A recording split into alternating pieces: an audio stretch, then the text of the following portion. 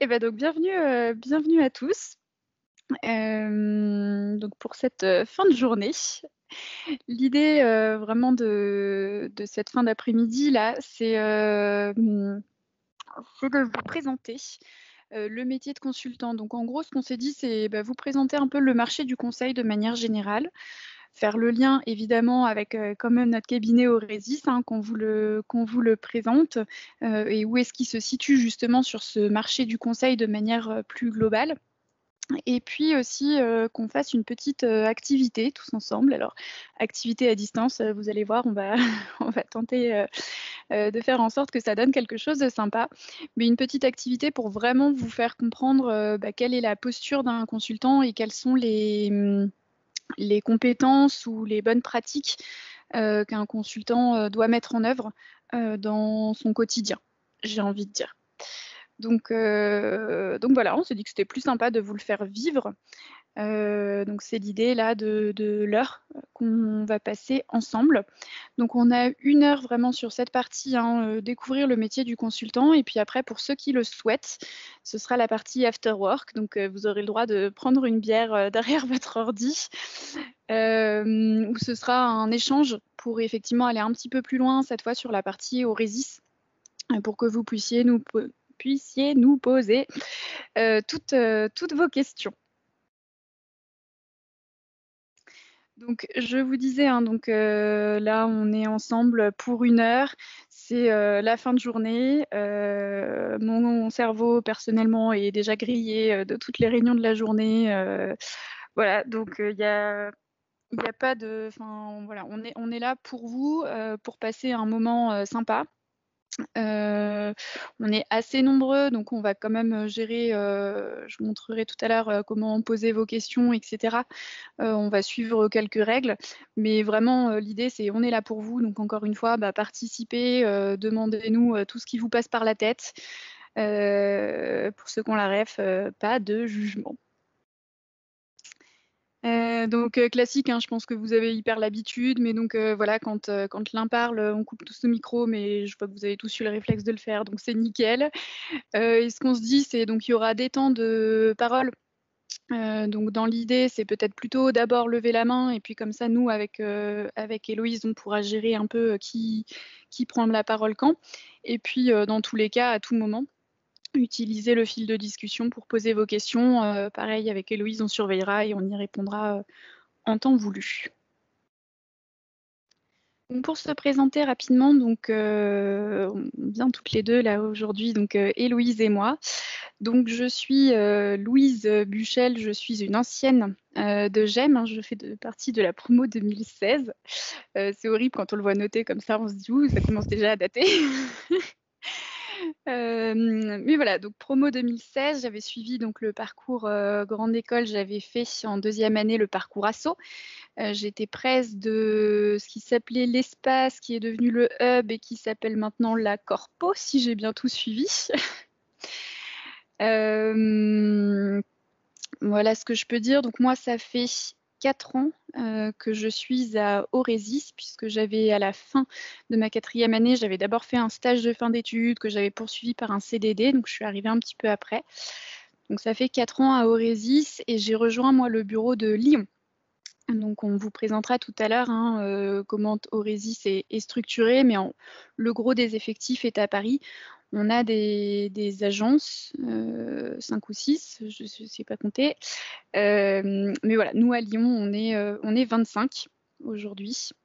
Donc j'ai rejoint moi tout de suite, dès le début, l'agence de Lyon et j'ai travaillé pour différents secteurs et différents clients. Les gros, là où je suis restée quand même assez longtemps, c'était Sanofi, Total, heu, ouais, pas mal chez Total sur pas mal de missions différentes. Je sais plus, qu'est-ce que j'ai fait d'autre? Descours et Cabot, Biomérieux, voilà. Je te laisse la main, Héloïse. Oui, bah, bonjour à tous déjà. Moi je suis, diplômée depuis un peu plus récemment, donc je suis de la promo, 2019. Ça fait, 1 an et demi que je suis arrivée à Aurésis. Ça a été mon premier emploi, en embauche en CDI directement. À GEM, moi j'avais fait un parcours droit au départ, puis que j'ai abandonné pour partir en Chine en deuxième année. Voilà, et puis j'ai fait un master spécialisé en business développement pendant ma 4A, toujours à GEM. Voilà, et comme association, je faisais partie de SOS et de Starting Block, qui je crois aussi a changé de nom, mais je ne saurais pas dire quelle est l'association. C'est l'association de relations avec les entreprises. Donc voilà. Et puis là, à Oresis, ça fait 1 an et demi que je suis sur une mission de AMOA et PO. On vous expliquera peut-être parce que c'est un peu plus tard, mais donc dans la direction système d'information du client Enedis. Et puis après, j'ai eu quelques petites actions en interne au sein du cabinet, puisqu'une des particularités d'Oresis, on vous en parlera aussi tout à l'heure, mais c'est qu'on a des choses à développer en interne. Voilà pour la présentation. Donc après, ok, bah, je peux reprendre la main. Donc là, c'est dans un peu plus de détails que ce que vous a décrit Louise au tout début de la séance. Donc pour notre ordre du jour, ou plutôt de la fin d'après-midi, on va commencer par un petit tour de chauffe. Donc on sait que c'est un peu tard pour vous aussi, donc on va essayer de vous garder animés. Et donc on va faire ça en 5 petites minutes. Ensuite on vous présentera Oresis et le métier du conseil, mais très brièvement, parce que l'idée en fait c'est de vous faire vivre une expérience en tant que consultant. Donc la plus grosse partie de notre présentation résidera sur une étude de cas qu'on appelle l'ascenseur. Donc on vous en parlera juste après. Et puis en dernière partie, on pourra s'appesantir un petit peu plus sur ce qu'on appelle les cartes d'Oresis et les parcours. Donc on pourra rentrer un peu plus dans le détail de ce que propose Oresis également à l'interne. Et puis enfin, l'échange et afterwork, donc où on vous propose de rester un petit peu plus longtemps pour ceux qui le souhaitent et qui sont intéressés avec des questions auxquelles on n'aurait pas forcément répondu au préalable. Deuxième carte, elle consiste à savoir ce que pour vous, c'est le conseil en entreprise. Donc vous avez plusieurs choix de réponses et certains sont plus ou moins bons. Donc on vous laisse voter pour voir un peu votre niveau de connaissance sur le conseil en entreprise. C'est bon, tu peux lancer le chrono. C'est parti. Donc, sur vos réponses, donc il y en a quand même un qui a mis être capable de raconter n'importe quoi sur n'importe quel sujet avec un air très sérieux. Donc non, en général, le consultant sait de quoi il parle. Ouais, enfin, tu vois, moi, j'allais justement m'étonner que personne ne l'ait liké. Parce que clairement, moi, je l'aurais liké à l'époque, tu vois? En me disant: «Ouais, ouais, quand on est consultant, faut être trop fort et tout, même si on te pose» et en soi, c'est pas enfin, c'est vrai que de temps en temps, on est mis en danger, tu vois? Quand on te pose une question et que tu sais pas du tout, mine de rien, faut Il éviter faut de faire la tête en mode, «Qu'est-ce qu'il me effectivement, en fait, il faut raconte?» toujours être capable de répondre quelque chose, après dans Ouais. l'objectif des choses, on est quand même, conscient de quoi on parle et puis sinon, c'est pour ça qu'on a un réseau de consultants. On peut toujours s'adresser, à un collègue pour nous aider sur un sujet qu'on connaît moins.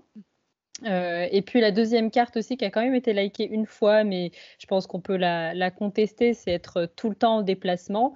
Je pense que ça dépend du type de mission, du type de conseil qui est fait. Mais pour donner mon exemple tout simple, moi je ne suis pas partie en déplacement depuis mon année et demie à Oresis. Donc j'ai un client et effectivement je vais chez le client, mais ça reste dans le périmètre de Paris. Donc j'ai pas de grands déplacements à faire. Mais Mais c'est ça bien, dépend beaucoup, ouais, ça ouais, dépend ça des dépend du missions client. et Et on se le note aussi pour tout à l'heure, Héloïse, quand on fera le tour du marché du conseil aussi, parce que je pense que dans certains types de conseils aussi, mmh, il y a plus de déplacements que dans le nôtre aussi. oui. Et dans un autre type, il y en a même encore moins que dans le nôtre. Mais bon, on se note que ça vous intéresse aussi de parler déplacements et on en fera un petit point tout à l'heure sur la présentation du marché du conseil. Oui. Il y a eu aussi un petit vote sur passer sa journée à faire des slides, donc pareil, ça dépend beaucoup du type de mission que vous allez faire, mais vous avez pas que des slides à faire. Il y a aussi une partie de réflexion et de contact client, et moi, par exemple, je suis sur une mission où je suis pas beaucoup sur des slides, je suis beaucoup en réunion et beaucoup, en échange et en conception avec les clients. Voilà, c'est aussi un mythe, même si effectivement c'est nécessaire de connaître l'outil. Vous n'allez pas faire que ça en tant que consultant. Après globalement, et c'est sur ça que je vais m'appesantir un petit peu plus, vous avez voté pour être force de proposition, à l'écoute du client, innover et proposer de nouvelles solutions, et réaliser des études et accompagner des projets de transformation. Donc en fait, le conseil, effectivement, c'est réussir à répondre, à un besoin spécifique, d'un client. Et pour répondre à ce besoin spécifique, en fait, souvent le client a un besoin soit par manque de temps, soit parce qu'il a une urgence, à laquelle il faut répondre rapidement et donc il a besoin d'une ressource, rapidement disponible, le consultant. Ou alors, c'est qu'il y a une expertise ou une technicité dont le client, n'en a pas la ressource nécessairement et il fait appel, à un consultant expert. Mais ce qu'il faut retenir, c'est que vraiment le consultant, il est là pour répondre à un besoin. Il doit avoir une écoute, à la fois proactive et puis permanente parce que le besoin du client, il peut aussi être amené à évoluer. Donc il faut être force de proposition et c'est un métier qui est vraiment fait sur mesure en fonction de ce besoin client. Voilà, après on rentrera peut-être un peu plus dans le détail de ce que c'est que notre type de conseil, mais pour l'heure, on va répondre à la dernière carte, dès que Louise sera dessus, et qui cette fois-ci concerne davantage Aurésis. Donc on vous a mis quelques petits éléments pour voir si vous situez un petit peu quel type de cabinet on est et ce que vous connaissez de l'entreprise. Donc pareil, je te laisse mettre un petit chrono. Yes, pardon. Hop, c'est parti. C'est assez intéressant ce que vous dites, donc c'est bien qu'on fasse cette présentation parce qu'il y a des petites choses qui ne sont pas tout à fait justes. Donc, je vais commencer par le cabinet en conseil de stratégie. Non, nous ne sommes pas un cabinet de conseil en stratégie. J'y reviendrai juste après. On est un cabinet en organisation et système d'information, d'où le nom d'ailleurs d'Aurésis. Aurésis pour organisation et puis ZIS pour système d'information. Donc, je reviendrai sur la différence qu'il y a entre les cabinets de conseil en stratégie et puis les cabinets de conseil en organisation et système d'information. Après, on est une grande famille tout à fait. Il y a beaucoup d'entraide à Aurésis et c'est notamment dû à tout ce qui est fait en interne. Et ça rejoint effectivement aussi le fait qu'on est un cabinet pour qui la RSE compte. On pourra vous en parler un peu plus tard dans les cartes stratégiques d'Aurésis. Ensuite, pour la présence à l'international, donc on n'a pas de filiale à l'international. Par contre, on appartient effectivement à un réseau de cabinets partenaires qui, eux, sont présents à l'étranger. Donc pareil, on pourra faire un zoom dessus si ça vous intéresse. Vous n'avez pas voté, mais on est aussi un cabinet avec une hiérarchie plate. On vous en parlera sur l'organisation et puis comment les consultants sont entre eux, mais il n'y a pas de système de consultant senior ou de manager comme ça peut l'être dans d'autres cabinets. Donc quand on est consultant en Aurésis, on est juste consultant. Et après aussi, le fait qu'on soit organisé en practice, non. On n'est pas organisé en practice ni spécialisé, au contraire, on est un cabinet généraliste et on touche à tout, multisecteur, multidomaine, multidirection. Mais en tant que consultant, on n'a pas une spécialité particulière. Au contraire, on essaye de faire en sorte de tourner et d'avoir un panel de missions le plus large possible. Voilà. Et puis, non, il n'y a pas tellement de boulot qu'on n'a pas d'équilibre entre notre vie pro et perso, mais je pense que c'est important quand même de le dire parce que c'est une idée préconçue de certains cabinets.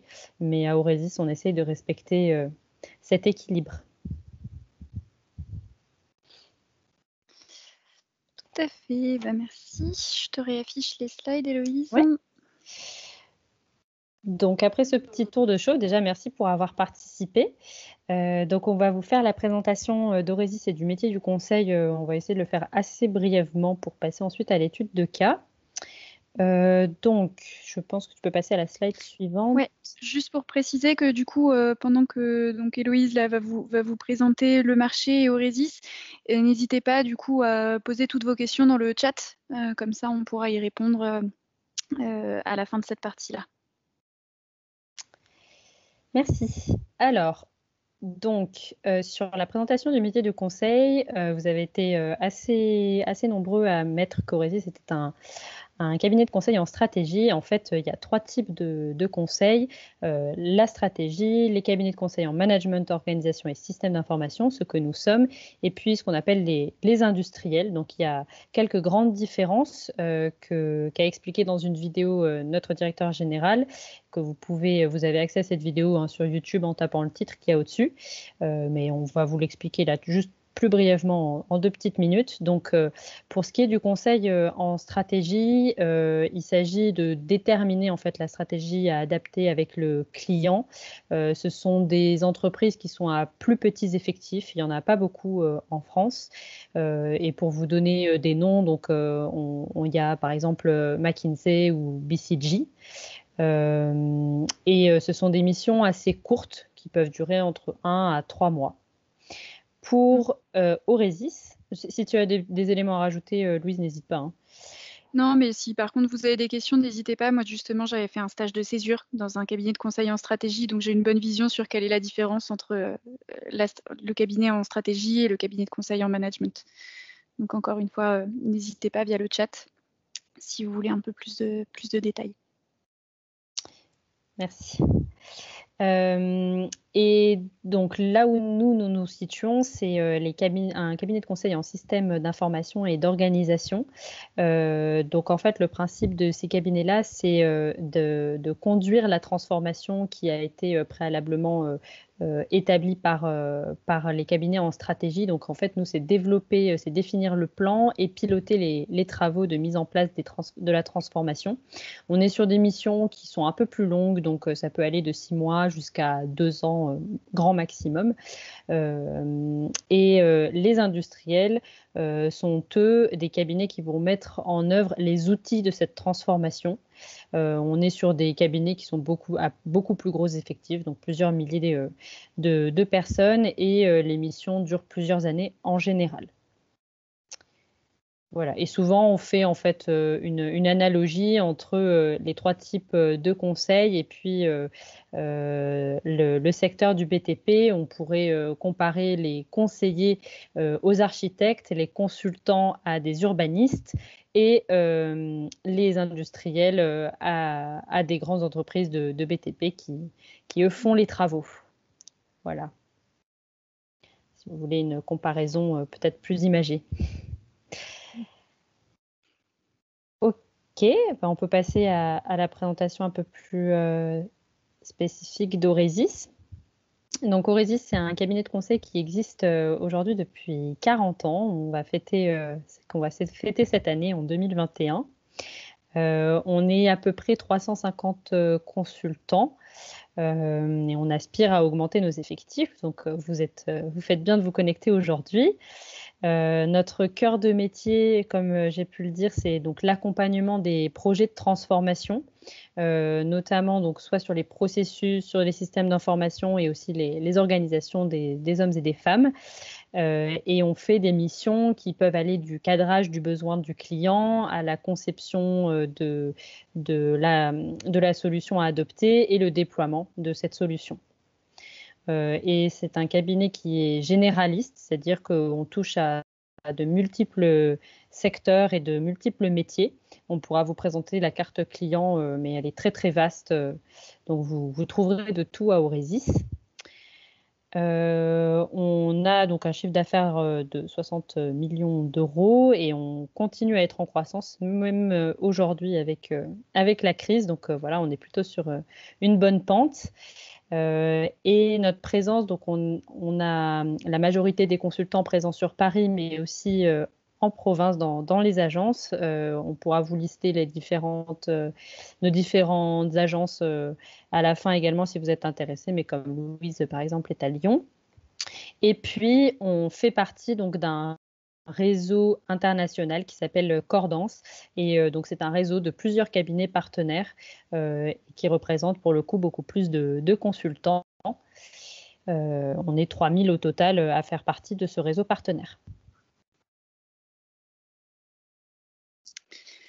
Top. Est-ce qu'on a des questions? N'hésitez pas Dans aussi le chat, je crois éventuellement à pas. lever la main. Non, j'en vois pas dans le chat.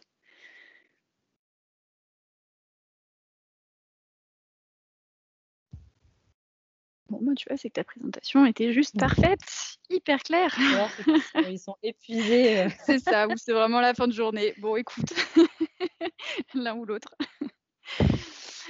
Non, bah, alors je te propose, d'enchaîner effectivement sur la partie petite, mise en application.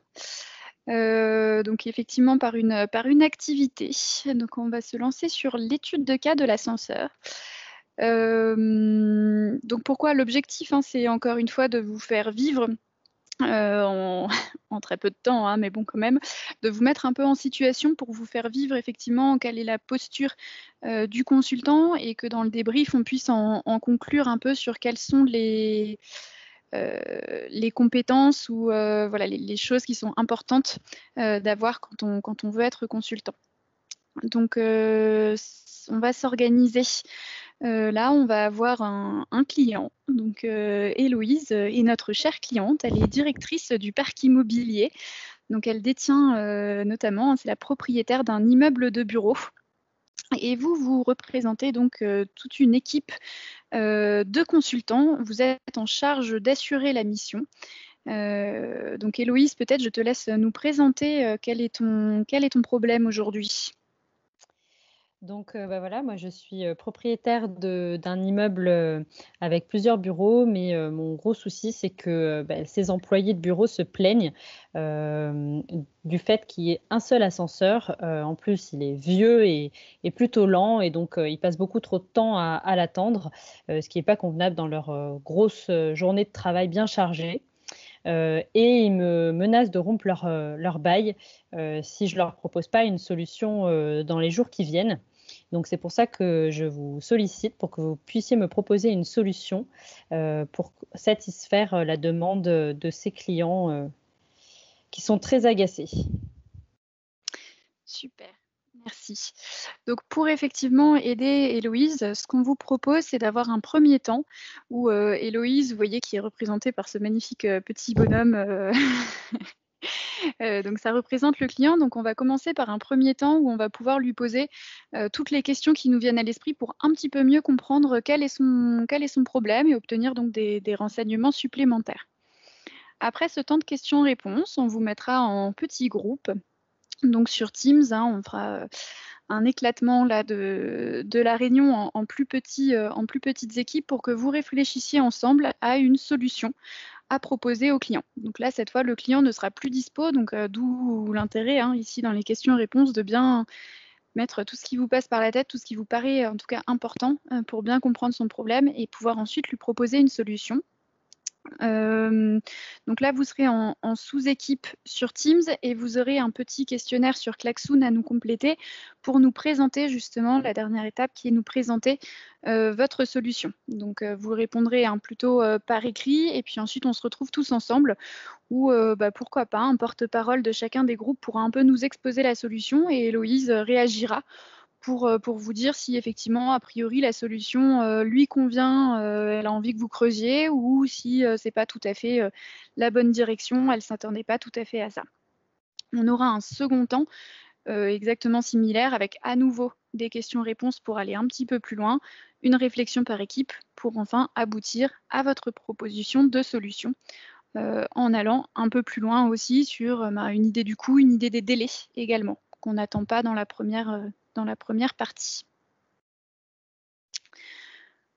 Ok, eh bien écoutez, si c'est clair, je vous propose, de toute façon, on reviendra sur chacun des temps, mais donc on est toujours sur le même Klaxoon et je vais vous lancer cette fois-ci du coup une activité qui va vous permettre de nous partager toutes les questions que vous souhaitez poser à Héloïse. Donc c'est comme, vous devez connaître hein, le board, vous lancez donc par le petit plus vos post-it avec vos questions et Héloïse pourra y répondre. Alors, est-ce que les révisions de l'ascenseur sont à jour? Oui, elles sont à jour. On a un ascenseur qui est plutôt de bonne qualité. Et ça fait à peu près 20 ans qu'il existe, mais il est tout à fait fiable. Est-ce que la maintenance régulière est assurée? Oui, tout à fait. On a une maintenance qui est faite. Combien de personnes utilisent quotidiennement l'ascenseur? Donc on a environ 30 personnes par étage dans l'immeuble, en sachant qu'il y a 8 étages. Et donc tous les jours, tous les employés ne viennent pas, mais il y a quand même beaucoup de passages. Euh, Quelle est l'entreprise qui est responsable de l'entreprise ou de l'ascenseur peut-être? Quelle est l'entreprise? Ouais, ça doit être de l'ascenseur? Eh bien, c'est mon Oui, c'est ça. entreprise. Responsable de l'ascenseur. Hop, je te le mets par-dessus. C'est moi-même. C'est pour ça que je suis bien embêtée d'avoir des plaintes. Le produit est-il toujours sous garantie? Heu, non. Enfin, c'est moi-même la garantie.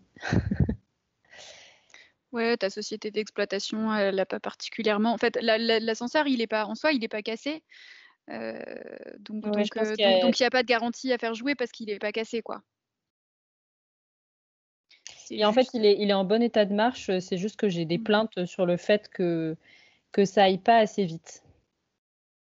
Quel est le coût de la rénovation de l'ascenseur? Bah, en fait, on n'a pas à le rénover parce qu'il fonctionne bien, mais les utilisateurs se plaignent de. enfin, il y a des choses à faire, mais justement, le coût, ce sera à vous de le trouver, quoi, plutôt. Et Peut-on quelle installer quelle un ascenseur? rénovation vous voulez faire et à quel coût, du coup, quoi? Mmh. Peut-on installer un ascenseur plus gros? Donc pour répondre à cette question, je vais te dire qu'il y a environ, 6 personnes, qui peuvent rentrer en même temps, dans l'ascenseur. Ça n'avait pas été posé, mais, c'est un immeuble, donc qui fait, 8 étages, et pour aller du premier au huitième, on met à peu près 40 secondes. Donc, c'est plutôt raisonnable. Hem Il y a une possibilité, d'ajouter un deuxième ascenseur, sur la façade arrière. Si la question allait dans ce sens pour dire si on pouvait l'agrandir ou pas. On peut pas l'agrandir, mais on pourrait rajouter un deuxième ascenseur. Est-ce qu'il y a déjà eu des personnes coincées ou des pannes? Non, mon ascenseur, est de très, très bonne qualité. Il y a jamais eu de panne. Est-ce que j'ai raté une question? Le réparer est-il possible? Donc, là, ça rejoint le fait qu'il n'est pas cassé, hein, c'est juste un problème d'impatience, de mes chers clients. Le prix, il est dans la qualité standard, plutôt de bonne qualité. C'est un ascenseur de la marque Schlinder, donc classique. Ah, bah, quelle est la marque? C'est ça. Voilà. OK. OK, ben, on va peut-être s'arrêter là. Et donc l'idéal, ce serait de pouvoir nous mettre en sous-salle, peut-être si Jules, du coup, tu as la main? Ouais, je fais 2 sous-salles, du Il y a coup, combien de Combien on est? à peu près. participants? 20 étudiants. Ouais, Heu, alors vas-y. ouais, très bien. Très bien. J'ai une question que vous n'avez pas répondu. Ah, Ah. pardon, vas-y. Vous avez demandé quelle était la superficie du hall d'entrée. La superficie du hall d'entrée, c'est une très bonne question. Je vais dire qu'il peut y avoir facilement une vingtaine de personnes. C'est un immeuble, Il est grand? haussmannien avec, une belle hauteur sous plafond et assez grand pour que tout le monde puisse attendre. C'est pas tant un problème dans le hall d'entrée que dans l'ascenseur, la place dans l'ascenseur. Si vous avez d'autres questions à poser à l'oral, n'hésitez pas, hein, aussi. OK, donc bah, là, l'objectif, ce serait que dans chacun des groupes, on ait un porte-parole qui veuille bien, s'exprimer pour nous présenter sa solution. Sa ou ses solutions, si d'ailleurs vous en avez plusieurs en tête. commencer si vous voulez. Vas-y, avec plaisir. Du coup, on s'était dit qu'il y avait de la place dans l'immeuble et que l'ancien ascenseur n'était pas forcément, enfin particulièrement lent. Parce que vous avez dit qu'il mettait environ 40 secondes pour faire tous les étages. Mais le problème, c'était qu'il y avait quand même 8 étages dans l'immeuble, donc beaucoup de gens qui utilisaient l'ascenseur. Et donc on s'est dit que créer un deuxième ascenseur, ce serait peut-être une bonne idée. Mais on s'est aussi posé la question du budget parce qu'on ne sait pas vraiment si créer un deuxième ascenseur, ça coûterait. Ce serait dans votre budget ou ça coûterait particulièrement cher.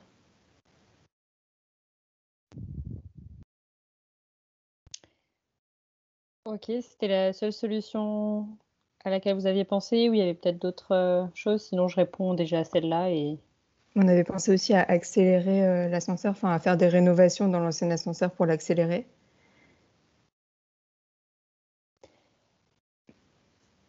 ok, donc je vais peut-être déjà répondre à ces deux propositions en tant que client. Donc, en fait, rajouter un deuxième ascenseur, comme j'ai dit, c'est possible, mais le problème, c'est que j'ai pas du tout le budget.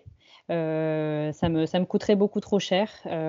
Donc, il faut penser à une autre solution. Et puis, s'il fallait changer l'ascenseur au lieu d'en rajouter un autre, ce serait aussi trop onéreux. Et en plus, ça me demanderait d'interrompre le service pendant plusieurs jours et c'est impossible parce que j'ai des personnes handicapées au 8e étage.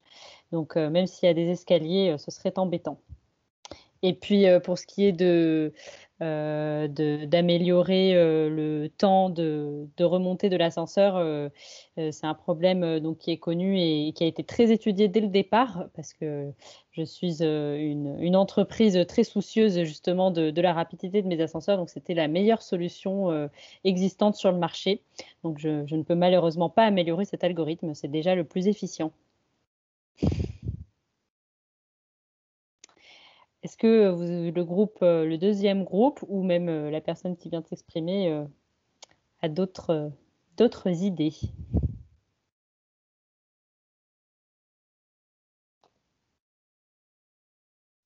Moi, j'ai pensé à une idée, mais qui peut-être peut paraître un peu saugrenue, mais on pourrait inciter les gens à prendre l'escalier, ça pourrait libérer de la place pour les ascenseurs, et jouer un petit peu sur la problématique du bien-être et l'exercice physique en faisant une communication dessus.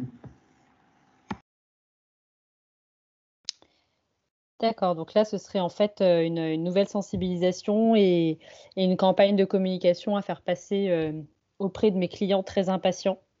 C'est une solution qui pourrait effectivement me plaire. Alors, j'aurais la question de savoir si vous avez déjà eu des clients mécontents sur ces problématiques et s'ils ont été contents de cette solution. Et sinon, si vous pouviez approfondir la solution. Mais c'est une piste qui me plaît davantage, qui en tout cas n'engage pas de moindre coût par rapport à la rénovation complète de l'ascenseur.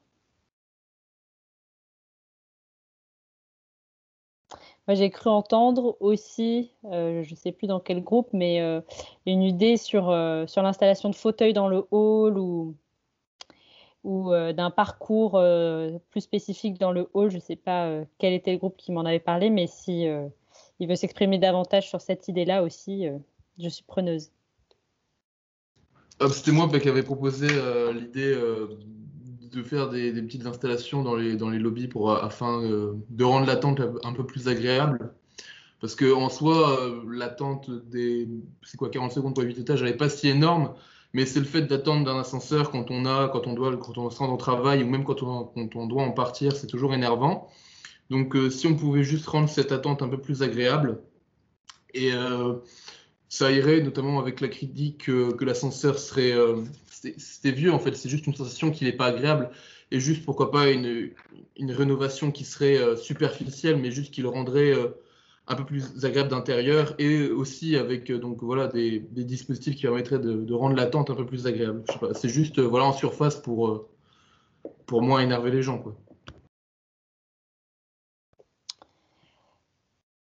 Ok, bah, c'est aussi une solution, donc ce serait différent de la campagne de communication pour sensibiliser les gens qui le peuvent à utiliser l'escalier, mais c'est aussi une piste qui me plaît davantage. Et donc, même réflexion que pour la première proposition sur la campagne de communication. J'aimerais bien que vous réfléchissiez si vous avez eu des cas similaires avec d'autres clients, s'ils en ont été satisfaits, et puis comment vous avez mis ça en œuvre. Je pense, Louise, qu'on peut passer à la deuxième étape. Ouais, tout à fait. Bah, du coup, dans la deuxième étape, on vous propose quand même dans un premier temps, si vous avez des questions complémentaires à poser à Héloïse, si vous êtes rendu compte qu'il y avait des choses, peut-être des infos qui vous manquaient, éventuellement de lui poser des questions en plus. Alors, je ne sais pas si on passe par le klaxon ou on peut peut-être rester directement ici dans la conversation. Vous levez la main ou dans le chat de discussion. À mon avis, ça suffira pour les quelques questions. Parfait. Bah, Julie, tu as été la première au taquet. Vas-y. Oui, alors on n'avait pas posé la question du budget et du coup, c'était pour savoir si vous pouviez nous donner un indicateur de combien vous seriez capable d'investir dans ce projet. J'ai un budget d'environ 2 000 €. D'accord, merci beaucoup. Oui, ça va être compliqué de construire un nouvel ascenseur. Ah oui. 2000, ouais.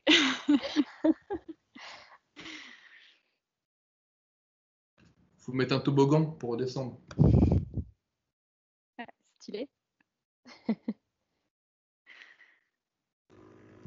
Et si c'est pour accueillir vos clients, vous avez de l'espace à l'étage 0 pour avoir des salles de réunion ou pas du tout?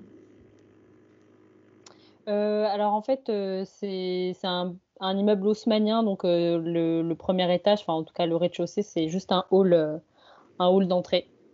Et après, ce sont des étages qui sont répartis sous forme de bureaux et chaque étage accueille une entreprise. D'accord. Oui, je crois que ce sont des entreprises différentes à chaque étage, Héloïse. Ok, bah, s'il n'y a pas d'autres questions, Jules, on va te laisser répartir pour peut-être un peu plus brièvement 2 minutes par équipe pour qu'elles puissent regrouper leurs idées en fonction de ce que j'ai répondu, me proposer une unique solution à mon problème. Alors par contre, on vous incite à le rallumer quand même pour présenter à Héloïse du coup vos propositions, tout ce à quoi vous avez pensé. Il y a eu des idées super sympas. Donc je vous laisse la parole. Peut-être soit en levant la main, soit vous êtes premier et shotgun. Oui, du coup, avec 2 000 €, moi, je pense pas qu'on puisse faire grand-chose sur le côté ascenseur mécanique en lui-même. Donc, si on se tourne un peu plus peut-être vers le côté management, je sais pas exactement quel genre d'industrie, enfin, dans quel domaine les personnes travaillent à chaque étage, etc. Mais si possible, peut-être essayer d'organiser un espèce de planning qui fait que chaque étage pourrait, aux heures de pointe de l'ascenseur, être privilégié sur un certain horaire qui ne sont pas espacés de beaucoup, mais peut-être rien que de 5 minutes chacun, qui fait qu'il y aurait finalement pas d'attente à chaque fois qu'ils devraient prendre l'ascenseur. D'accord, ça me semble effectivement être une proposition tout à fait entendable et qui pourrait permettre de résoudre un peu le problème d'attente et de coordination entre les équipes. Ok, on a Charlotte également. Alors oui, nous on s'était dit que vu que le problème c'était surtout un problème d'attente en bas devant les portes de l'ascenseur, on s'est dit qu'on pouvait avec 2 000 € installer pourquoi pas une machine à café ou une autre machine de restauration qui permettrait en fait d'intégrer dans la routine entre guillemets des employés, c'est-à-dire arriver dans le hall, prendre l'ascenseur, monter, et du coup en fait intégrer une nouvelle étape qui rendrait l'attente peut-être moins pénible, parce qu'il y aurait par exemple au lieu de prendre son café là-haut dans le bureau, on peut le prendre en bas. Et donc pas perdre de temps une fois arrivé dans les locaux du bureau. On s'est dit que peut-être ça remplirait en fait et ça donnerait à cette période de temps qui doit être assez courte, parce que je pense que ça doit être 4 ou 5 minutes d'attente, du coup donner un espèce de but à cette période-là. Et donc ça peut-être amoindrirait la pénibilité du moment. Bah, ça me semble aussi être une très très bonne solution, parce que je pense que le problème de mes clients, c'est le fait de ne pas rentabiliser ce temps perdu, plus que le fait que l'ascenseur soit trop lent à leur égard. Donc, mettre une machine à café et gagner ce temps-là qui est perdu quand ils sont dans leur bureau, c'est aussi une solution qui me plaît beaucoup.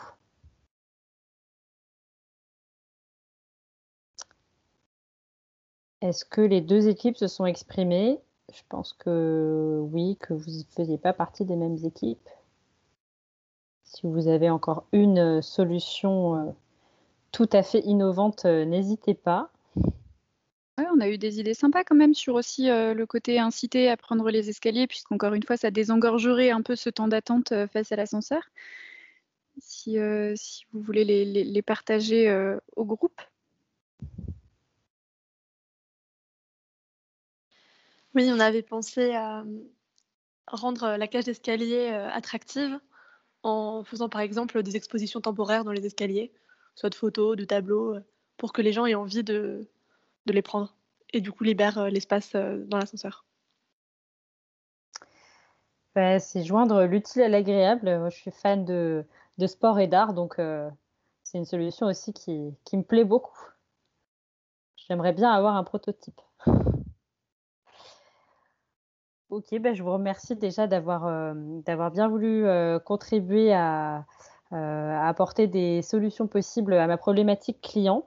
Donc, je vous demanderai, en tant que bon consultant, de me faire une proposition par email et de m'envoyer le nom de vos équipes, ainsi que le titre de vos propositions et puis la date de résolution. Voilà. Et puis, je vous remercie et on va pouvoir passer à l'analyse de vos solutions. Je peux te redonner la main, Louise.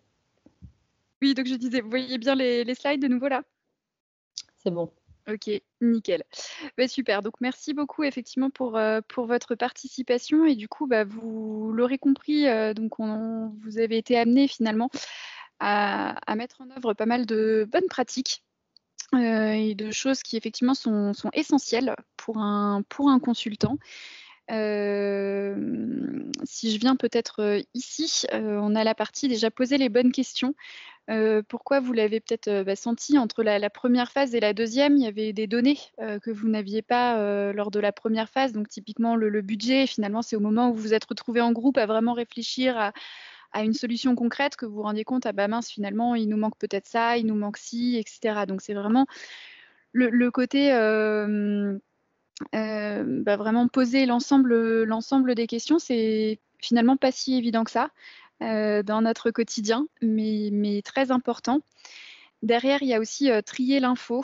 Alors là, je ne sais pas si on l'a tellement vécu, quoique, mais dans l'idée, le client, il peut vous raconter plein de choses, mais vraiment beaucoup. Et puis en fait, il y a des choses qui effectivement vont être intéressantes pour répondre à son problème, et puis d'autres où en fait, non, on met de côté parce qu'en fait, voilà, il est en train de nous raconter aussi un peu ses états d'âme parfois, ou il part sur un autre sujet. Donc voilà, il faut toujours aussi un peu trier quelle info va être effectivement importante et quelle info relève un peu plus du détail.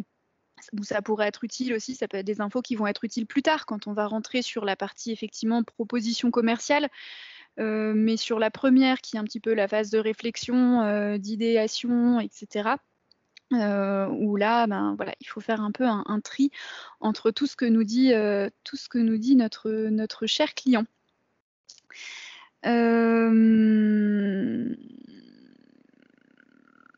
Yes. Après, je dirais effectivement donc savoir s'adapter et sortir des sentiers battus. Donc là, c'est effectivement super important.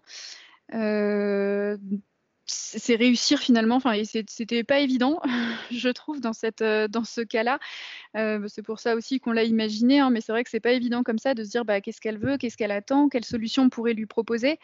Et donc c'est vrai qu'il faut penser un peu en dehors de la boîte, ça se dit en français du coup, think out of the box. proposer des choses un peu innovantes et finalement c'est là qu'on s'est rendu compte que ah bah ouais tiens son véritable problème en fait c'était pas vraiment une question liée à l'ascenseur parce que elle forcément le tournait vers l'ascenseur parce que ses clients, ses locataires plutôt.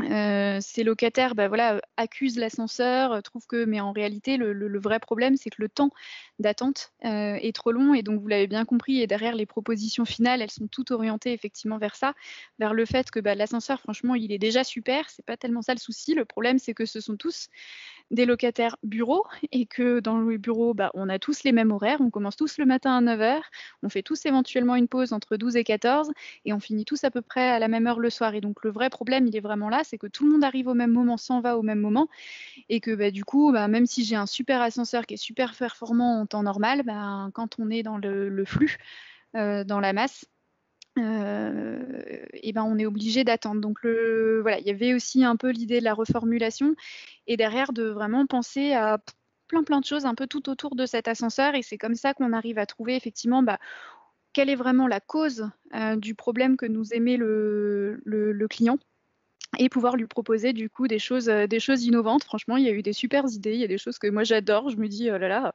j'aimerais bien proposer ça à mon client, je trouve ça génial. Donc voilà, c'est là que c'est super intéressant et c'est aussi par le travail en équipe, donc la dernière petite brique que vous avez pu vivre, c'est aussi voilà, en discutant les uns avec les autres qu'on arrive aussi à penser à des choses un peu innovantes. Ça, c'est super important et on le présentera tout à l'heure pour ceux que ça intéresse dans la présentation d'Oresis. Voilà, au sein d'Oresis, on vous a parlé donc hiérarchie plate. On pourrait rajouter qu'en mission, on n'est jamais seul, on est toujours minimum 2 sur une mission, justement parce qu'on estime que dans le travail, dans le métier du consultant, il y a un besoin de cet échange avec des personnes un peu plus expertes ou expertes sur des choses différentes en tout cas. Et que c'est ça qui nous permet d'arriver à de l'innovation et d'arriver à proposer des solutions aux clients qui sont effectivement intéressantes et innovantes. Donc voilà, donc faire attention sur bien identifier clairement le problème du client, proposer des solutions qui répondent à l'ensemble de son contexte, donc pour ça bien interroger, trier l'info qu'il nous donne et voilà, et la problématique du client, du coup, n'est pas toujours celle qu'il exprime en premier, encore une fois. Tu voulais compléter, Héloïse ou Non, c'est assez clair, mais effectivement, c'est vrai que le point d'insistance c'est sur toute cette première partie de questionnement et ça rejoint un peu ce qu'on disait au tout début que le consultant, il est là pour poser les bonnes questions et avoir une écoute proactive de ce qu'il dit. Donc même s'il donne beaucoup d'informations, il faut réussir à être à son écoute et à répondre à son besoin et savoir s'adapter en fonction des contraintes, soit de temps, soit de budget, ou de qualité, qui sont les trois piliers, et savoir jouer entre ces 3 paramètres-là pour répondre et donner une solution adaptée. Voilà. Top.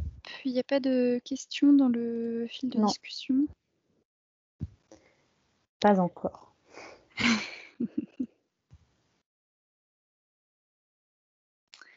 Ok, sinon vu l'heure, je te propose d'enchaîner rapidement sur une sorte de présentation à la carte. Dans l'idée, j'ai envie de dire, on s'était fixé avec Héloïse qu'on y passait quand même 10 minutes là tous en groupe quand même pour vous partager un peu les infos principales, mais selon vos besoins. Mais bon, on peut se dire qu'il est 19h, si certains d'entre vous en ont eu assez d'infos pour ce soir. N'hésitez pas à vous connecter. On vous remercie tous d'avoir participé. On répond à, du coup, on se dit 10 minutes, Héloïse, 19h10. Oui. Donc et puis après, seulement on bascule sur la partie after work où on reste jusqu'à ce que vous n'avez plus de questions. Donc oui, et puis là, juste pour présenter brièvement, l'idée c'est qu'on a donc les différentes cartes d'Oresis qui représentent des choses sur lesquelles vous pouvez nous interroger. Donc s'il y a une carte qui vous intéresse plus qu'une autre, vous pouvez juste dire est-ce que vous pouvez développer un petit peu telle ou telle carte, on vous répond. Et ensuite, après ces 10 minutes-là, si vous avez des questions très précises, ce sera le moment de nous les partager. Donc vous pouvez pareil, soit sur le chat, soit lever la main pour nous dire quelle carte vous intéresse. Oui, Baptiste? Oui, du coup, moi, c'est par rapport au recrutement. Je voulais savoir si Auresis recrutait en première partie de césure sans expérience antérieure en conseil. Ouais, c'est une bonne question, surtout que j'ai vu que vous étiez plusieurs effectivement à être 1A ou 2A. Donc, alors malheureusement, la réponse est non. On ne fait plus de stage, on ne fait pas de stage de césure. Donc, ce qu'on propose, c'est qu'on recrute pour des stages de fin d'études et des CDI. Voilà. Donc, par contre, on a un fort objectif de recrutement sur 2021 pour compléter sur cette partie recrutement, puisque donc en 2021, on voudrait recruter entre 65 à 70 nouveaux consultants. Et je fais ma petite pub pour les agences, dont 15 en agence, puisqu'en agence, on fonctionne bien. Là, on grossit vite. Donc, 15 consultants en agence également, enfin, dont 15 consultants en agence, parmi les 70 qu'on souhaite faire entrer à Auresis. Donc, par contre, pour le stage de fin d'études, c'est assez de césure, c'est assez compliqué dans le conseil. Il faut trouver une mission qui dure pile poil le bon moment, qui soit pile poil sur le moment où vous l'êtes aussi. Donc ouais, pas de stage de césure. Et je compléterai parce qu'il y avait une deuxième partie dans la question qui était sans expérience préalable dans le conseil. Ça, par contre, c'est pas du tout un frein à Auresis. Moi, j'avais aucune expérience en conseil, ni en stage, ni en césure. Donc, Auresis va plutôt se fier à la manière dont vous présentez vos expériences et à votre attitude dans vos différents stages que si vous avez de multi-compétences en conseil. On cherche avant tout à recruter des gens, des profils en fait, et des personnes qui correspondent à l'état d'esprit d'Auresis. C'est ce qui est le plus important. Ouais, c'est complètement ça. Et d'ailleurs, du coup, pour aller un peu plus loin aussi sur le process en lui-même, donc ça se passe en 3 entretiens, que ce soit pour un stage de fin d'études ou pour un CDI, c'est 3 entretiens. Et effectivement, comme le dit Héloïse, on recherche un profil et pas des compétences. Et donc, dans les 3 entretiens, vous n'aurez jamais, comme vous pouvez avoir dans d'autres cabinets, d'études de cas. Ou des choses comme ça, quoi, qui vont un petit peu regarder en détail sur est-ce que vous avez des compétences, est-ce que vous savez ce que c'est qu'un système d'information, est-ce que vous savez ce que c'est que je sais pas trop quoi. À Auresis, c'est pas ça qu'on cherche, c'est plus vous comprendre, savoir si vous avez compris les spécificités du cabinet et faire un peu l'adéquation entre vos aptitudes et la vie à Auresis, le mode de vie à Auresis. On avait une autre question de Charlotte sur développer le point type de mission. Donc sur la carte nos parcours et les types de missions à Auresis. Si tu veux commencer, Louise. Pardon, donc tu m'as dit c'était sur le type de mission. Oui, ouais, parcours. alors ok.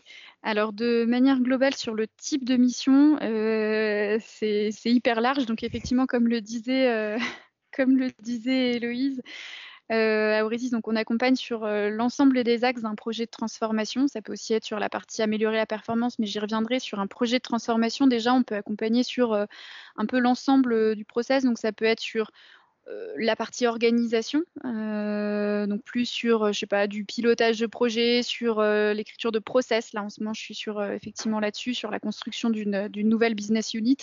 Et donc, il faut écrire tous les process cibles pour que la business unit fonctionne. Donc, ça peut être cette partie un petit peu plus orga. Ça peut être la partie plus les hommes et les femmes. Donc là, ça va plus être du change. Donc moi, par exemple, j'avais fait une grosse mission pendant presque 1 an, je crois, chez Total sur accompagner. En gros, c'était Total les cartes carburant. Donc, quand vous êtes salarié de certaines entreprises, elles vous proposent des cartes carburant parce que vous êtes régulièrement sur la route. Et en fait, cette carte carburant, toute la stratégie autour de la carte carburant a été modifiée. Il y a eu le lancement d'une nouvelle marque, etc. Donc, les commerciaux qui vendaient avant que des cartes carburant se retrouvaient à vendre finalement une multitude d'offres. Donc, on a accompagné effectivement vraiment sur le terrain les commerciaux sur la montée en compétence sur les offres, mais aussi dans le changement un peu de leur discours, sur des choses, enfin voilà, sur un peu un changement de leur métier, donc les accompagner dans leur quotidien. Donc ça, c'est la deuxième partie, les hommes et les femmes. On a vu l'orga sur la partie un petit peu plus process ou PMO. Et la troisième, c'est plus la partie système d'info. Donc effectivement, pareil, dans un projet de transformation, de temps en temps, il faut aussi réfléchir à quel va être l'impact sur mes systèmes d'info. Donc là, on peut faire des missions de cartographie des systèmes d'info pour avoir déjà une première vision très complète de ce qui existe aujourd'hui et quelle est la cible. Moi, système d'info, bah vas-y, ouais, tu as été dessus. Ma mission est en système d'information, donc pour ceux pour qui c'est un peu flou, déjà je vais vous rassurer en vous disant que j'avais jamais fait de système d'information avant d'arriver à Oasis. Donc même si c'est un terme qui pour certains paraît flou, on apprend très vite. Et donc pour expliquer ma mission très très brièvement, je travaille donc chez Enedis qui est l'entreprise principale de distribution d'électricité en France, et ils avaient une problématique sur le paiement des factures de leurs prestataires, parce que Enedis en fait sous-traite beaucoup des chantiers d'électricité, et donc pour pouvoir répondre à cette problématique de facturation et de paiement plus rapide, il y a des outils qui ont été mis en place pour digitaliser tout un tas de processus qui va être de la création de la commande jusqu'à la facturation. Et avant, tout ce qui se faisait sur le papier, et donc où il fallait rentrer manuellement, imprimer, scanner, signer, rescanner, enfin un processus qui prenait beaucoup de temps. Il y a des applications web et mobiles qui existent, et donc nous, on a été en charge de les concevoir avec des ateliers, de les faire développer, d'accompagner les développeurs sur ces applications-là, et à terme de maintenir les applications en bon état de marche et d'y intégrer des évolutions en fonction des besoins sur le terrain. Donc le système d'information, ça va être plutôt tout ce qui va être autour de la digitalisation de certains processus. Mais comme l'a dit Louise, vraiment les missions sont extrêmement variées. Il n'y a pas un seul consultant qui a un parcours similaire. Et puis, vous pouvez être dans tout type de processus, tout type de secteur. Donc, c'est pour ça que le cabinet se dit généraliste. Les parcours sont très ouverts et vous pouvez faire un tas de choses. La dernière partie peut-être qu'on n'a pas présentée là quand on a fait donc le tour des projets de transformation, c'est aussi la partie un peu qui est un petit peu en dehors quand même, qui est la partie améliorer la performance aussi, où on intervient sur des missions data. Je pense un petit peu plus sur DataVis, vous voyez, tout ce qui est un peu tableau de bord pour piloter la performance, ce genre de choses aussi, où on peut avoir des missions où là par contre on a pour le coup, je dirais, une équipe qui est un petit peu plus spécialisée. Ils ont un peu tendance à être voilà, la référence de l'équipe data, c'est la petite particularité quand même si on peut être amené à intervenir sur de la data, nous aussi. Et être aidé du coup par les experts pour monter en compétences. Il y avait une question sur la cooptation. Ouais, donc à Oasis, non, pas spécialement. Par contre, effectivement, si vous passez donc sur le forum, qui est la semaine prochaine, jeudi prochain, c'est ça, le 20 Mercredi. Mercredi. Voilà, le 20, pas jeudi, c'est mercredi. Donc mercredi prochain, nous serons effectivement présentes sur le forum. Je crois que vous pouvez vous inscrire envoyer votre CV, vous inscrire pour des petits entretiens. Alors c'est tout court, hein, de mémoire dans l'organisation, c'est que vous avez 10 minutes, quoi. Mais l'idée, c'est qu'effectivement, si vous échangez avec l'un d'entre nous, effectivement, on peut quand même dire qu'on vous a rencontré. Alors, c'est pas une vraie cooptation comme dans certains cabinets. Il n'y a pas de, même je crois dans certains, il y a des rémunérations derrière. Enfin, voilà, on n'en est pas à ce point-là. Par contre, effectivement, dès que vous rencontrez quelqu'un, mettez en avant que vous avez déjà rencontré un tel ou bidule. Si vous connaissez même déjà quelqu'un au sein d'Oasis, mettez en avant comme quoi vous avez déjà échangé. Le seul intérêt, c'est aussi de dire que voilà, vous vous êtes renseigné, vous avez rencontré quelqu'un, sachant que Héloïse et moi, on est ce qu'on appelle donc RRE, responsable relations école. Donc effectivement, on est vos contacts privilégiés en tant qu'ancienne de GEM. Voilà, donc RRE de GEM, et donc on est vos contacts privilégiés. Donc il faut surtout pas hésiter. Si vous rentrez si ça vous intéresse, que vous voulez un peu creuser, voilà, on peut s'appeler, échanger de manière un peu plus directe. Une fois que vous êtes dans le process de recrutement, pareil, on peut échanger avec vous pour voir ce que vous en avez pensé, pour débriefer un peu en off, j'ai envie de dire, par rapport aux recruteurs, quoi. Les 10 minutes sont passées, donc peut-être qu'on peut passer à la partie un peu plus libre. Après, si vous voulez quand même interroger sur une de ces cartes, vous pouvez tout à fait, mais si vous avez d'autres questions plus spécifiques ou qui n'ont pas été abordées, c'est le moment. Ouais, bah, je crois que ce qu'on s'était juste dit avant la partie, juste effectivement, donc rappeler que donc on sera présente au forum donc mercredi pour nous. On anime un atelier aussi, je sais plus, il y en a un le matin et un l'après-midi. Donc pareil, il faut envoyer vos CV puisque je crois que dans ces ateliers, il n'y a qu'une dizaine de personnes qui peuvent participer. Mais donc n'hésitez pas si vous souhaitez. Dans ces ateliers, ce sera un focus sur justement le process de recrutement. Donc si jamais vous souhaitez passer par là. Et je vous lance juste pour ceux, s'il en reste encore sur le klaxoon, juste pour notre info aussi, pour nous partager dans un petit storm, si vous deviez, qu'est-ce qu'on a mis, ce que vous avez pensé ou ce que vous retenez de cette conférence, donc en un mot, puisque c'est un nuage de mots, donc quand on met une série de mots, ça marche pas super bien. Mais voilà, on est aussi preneuse là juste de vos retours avant qu'on rentre dans une phase plus informelle. Je veux bien prendre un petit verre aussi, moi je commence à avoir soif à parler. Mais donc avant qu'on rentre voilà, pour l'ensemble, répondre à l'ensemble de vos questions. Vous avez aussi le droit de mettre du négatif. Hein. Si vous avez trouvé ça trop long, vous avez le droit de mettre long. Ça servira à penser à ça l'année prochaine. Ouais, on a un peu débordé, c'est pour ça que j'y pense. On a débordé, mais on était au moins complet. Ouais, voilà. Bah cool, je vous laisse compléter. Qu'est-ce que je voulais dire? Si, je voulais aussi remercier Micro-ondes du coup, et Jules en particulier qui nous a accompagnés pour toute l'organisation. Merci beaucoup. Bah, merci à vous. Merci beaucoup. Top. Bah écoutez, est-ce que vous avez encore des questions? Je vois qu'on n'est plus très nombreux. J'imagine que c'est l'heure aussi, mais ouais, si certains d'entre vous ont encore des questions, je peux peut-être réafficher la carte des thématiques qu'on a imaginées. Après, franchement, on a peut-être oublié aussi des thématiques dedans, donc posez toutes les questions qui vous viennent à l'esprit.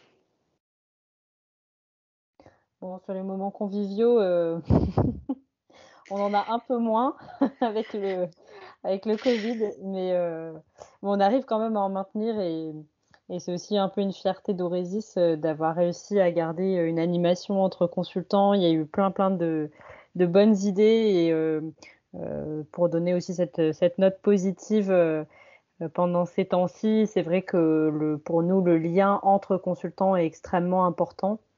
Le soutien moral aussi, parce que certains consultants vivent moins bien la situation que d'autres, a vraiment été mis en place de manière naturelle, mais il y a eu beaucoup d'initiatives de consultants pendant notamment les confinements pour garder un esprit d'entraide et de dynamisme au sein du cabinet. Donc c'est aussi une fierté d'Orésis d'avoir toujours maintenu ce lien entre consultants. C'est quelque chose qui nous est très très cher. Ouais, bah, typiquement pour vous donner un peu une idée alors c'est ce qui se passe à Lyon, mais bon évidemment c'est génial et je dis pas ça parce que je fais partie de la team qui organise, hein. Pas du tout, c'est super objectif. Mais en temps normal, avant toute cette histoire de Covid, on faisait une activité tous les mois. Donc on a pu faire l'été du wakeboard et ça on a pu y aller cet été. On se faisait pas mal des escape games, des sorties dans des bars à jeux. Enfin voilà, on proposait en tout cas une activité par mois. Et en fait, on l'a maintenu avec le confinement. Donc c'était plus, on a fait des activités jeux de société en ligne. Et pour le Noël Orésis, là, on a fait un truc de malade. Non, mais parce qu'à Paris, ils organisent de manière régulière, je crois, c'est presque 2 fois par semaine, non? Il me semble qu'il organise, David, tout le monde veut prendre sa place. Oui. Version consultante, tous les consultants veulent prendre sa place. Voilà, je me demandais comment est-ce qu'il l'avait tourné. Donc inspiré de l'émission de Nagui. Et donc nous, dans le Noël Orésis, on a fait tout un petit challenge avec un qui veut gagner des millions sur la thématique de petites anecdotes sur chacun des consultants. On a fait un n'oubliez pas les paroles. Donc on chantait, c'était absolument magnifique avec le lag sur les gens qui n'entendaient pas la musique en même temps que nous. C'était vraiment superbe. Donc il a plu le lendemain. Enfin voilà, on essaie effectivement, malgré la distance, on organise quand même des choses hyper régulièrement pour avoir la cohésion d'équipe. Donc c'est assez sympa. Je pense qu'à Paris, il y a un peu moins des trucs généraux. Enfin, c'est plus à la Ouais, c'est carte. On plutôt organise comme aussi ça, des escape mais games, des trucs comme ça, mais beaucoup par mission aussi plutôt pour faire des plus petites équipes. ouais, puis j'allais dire, Euh, il y a des activités qui normalement sont, enfin, des activités sportives. Il y a des groupes de consultants qui ouais. se regroupent autour de passions. Ça peut être le tennis, la course à pied, l'escalade. Et moi, par exemple, je fais partie du groupe de danse. Et avec notre groupe, on a décidé de continuer à distance. Donc, on a adapté parce qu'on n'a pas de studio de danse et tous le même espace pour pouvoir faire des chorégraphies. Mais on a changé ça avec notre professeur. Et on fait sur une application, on peut toutes se voir en même temps, des cours de fitness, de pilates, de yoga. On a adapté, mais au moins ça permet de garder un lien entre nous. Donc il y a plein d'idées. C'est vraiment comme ça, 2 idées sorties de tout un tas d'autres idées qui ont été mises en place.